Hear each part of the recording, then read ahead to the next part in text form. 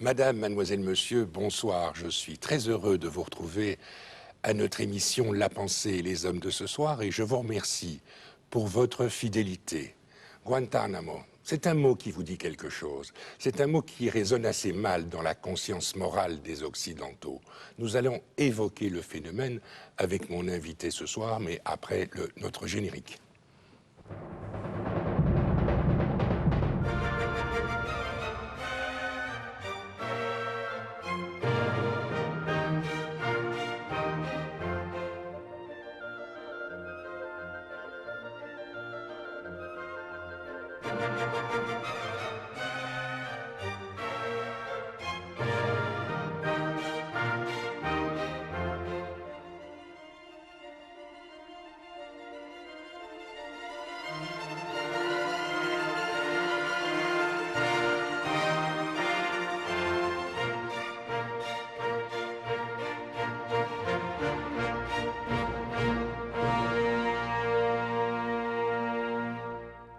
Eh bien, mon invité à notre émission de ce soir est le professeur Simon Petermann. Vous avez, Simon Petermann, enseigné à l'Université libre de Bruxelles, à l'Université de Liège. Vous avez de grandes responsabilités dans des organismes internationaux et tout récemment, vous avez publié un ouvrage intitulé Guantanamo, les dérives de la guerre contre le terrorisme, ouvrage publié chez André Versailles, éditeur.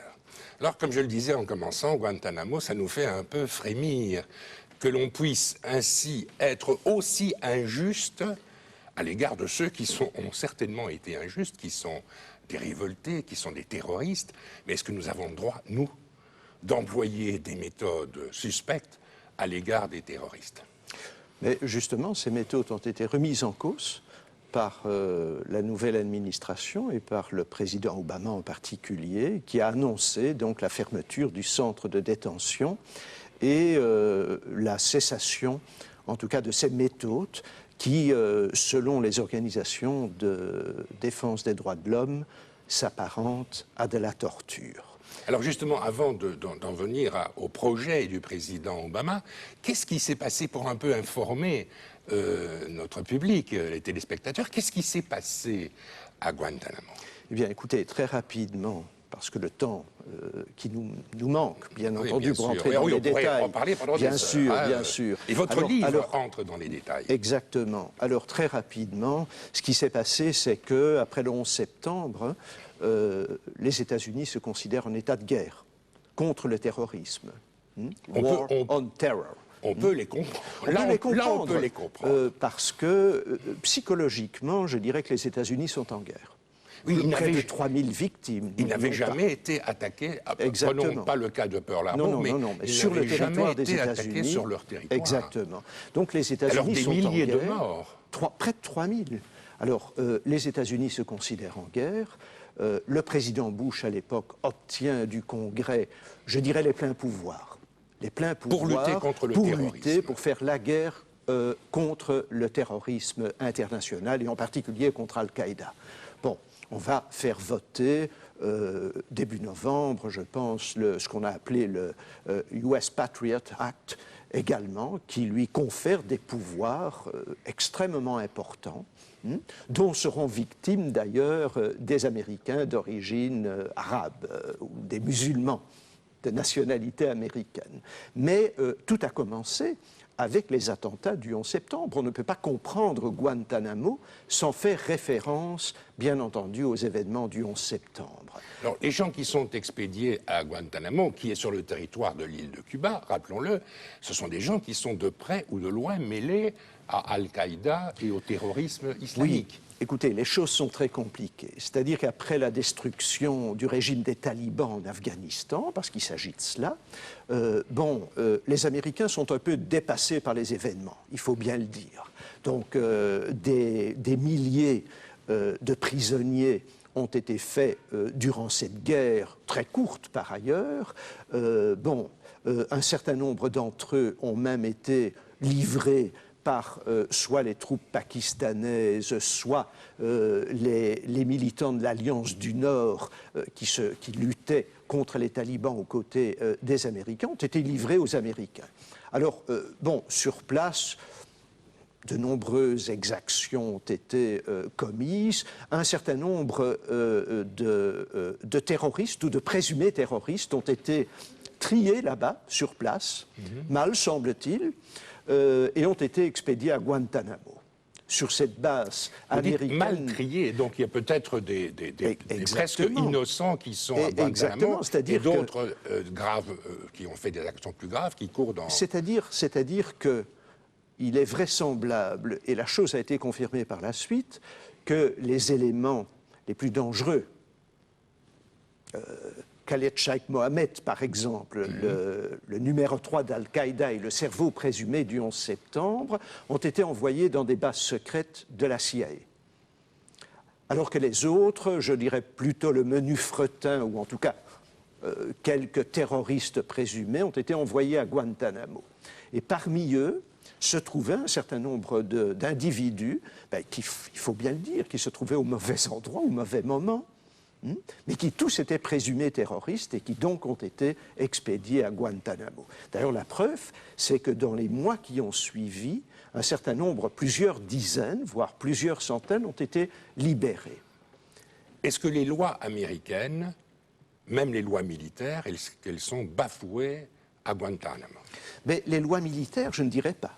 Parce que, le président, en vertu de sa qualité de commandant en chef, parce que c'est en cette qualité que le président Bush va agir, n'est-ce pas, sans l'aval du Congrès, puisqu'il a reçu l'autorisation du Congrès. Alors, il va mettre en place un certain nombre de commissions militaires, parce que le but, évidemment, à Guantanamo, c'est d'obtenir des renseignements sur les réseaux terroristes, bien entendu, ou sur les réseaux djihadistes, mais c'est aussi de juger un certain nombre de terroristes, en tout cas qui sont présumés être impliqués dans les attentats du 11 septembre, ou qui sont présumés préparer d'autres attentats contre les Américains ou sur le territoire des États-Unis.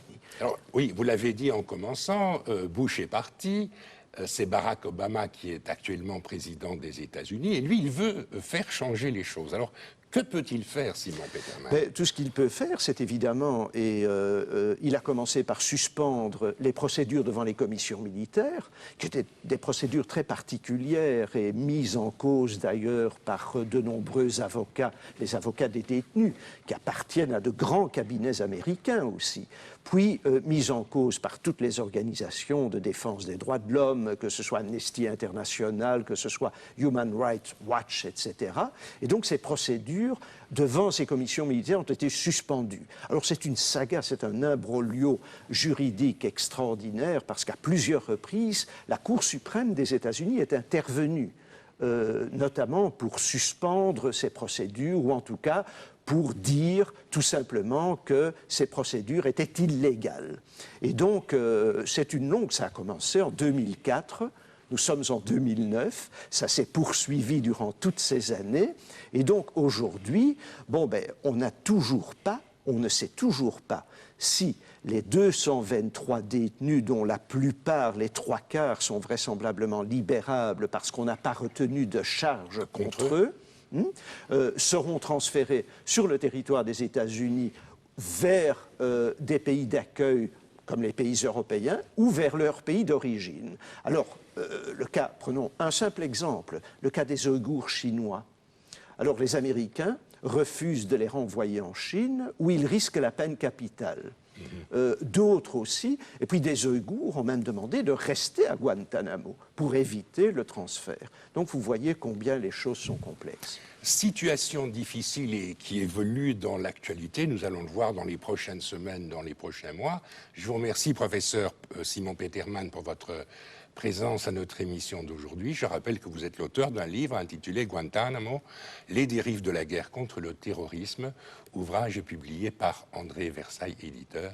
Merci, à bientôt. Merci. Madame, mademoiselle, monsieur, merci beaucoup, à très bientôt et bonne nuit.